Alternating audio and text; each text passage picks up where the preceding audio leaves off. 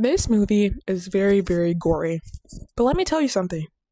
Bill Skarsgård looks really good covered in blood. There are 57 days left in the year, and I want to watch at least 200 movies before then. And this week is low-key, I'm calling it Revenge Week. Movies where people are very vengeful. And to kick it off, I watched Boy Kills World. This movie perfectly balances serious action parts with comedy in pretty much a very seamless way. Like the fact that Boy couldn't figure out for the life of him what Benny was saying while he was dying. I shouldn't have laughed, but I did. And that's just kind of the humor that this movie nails. It's ridiculous and it's dark, but it perfectly fits into the world that they've created. Not in like a cartoonish way or a way that feels like forced, but in this hyper stylized video game inspired way. The way Boy and June 27 move and fight is insane. Like, no human would survive half of the shit that they went through. But again, it totally works here. The action sequences feel like boss levels, and the sound design and the choreography just makes everything feel that much bigger. Again, this movie is very, very gory, but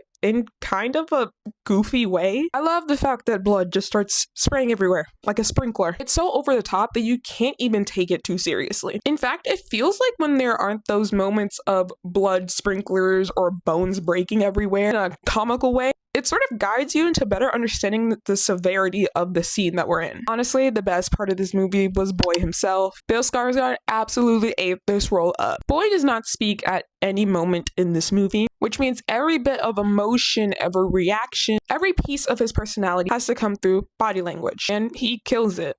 No pun intended. His facial expressions, the posture, the way he moves, it also all perfectly matches the narration in his head. Every character feels very exaggerated. They are ripped straight out of a comic book. I think what really surprised me is how rewatchable this film is. Once you know the twist and what's actually going on, it makes the story hit a little bit differently. You start noticing how much detail went into Boy's perspective. And it gives the movie that weird mix of heart and absurdity that actually sticks with you. Boy Kills World is chaotic, violent, funny, and surprisingly smart. It's one of those films that doesn't take itself too seriously, but still manages to actually say something about trauma, revenge, and identity, while having the wildest fight scenes I think I've ever seen. And I gave this movie 4 out of 5 stars.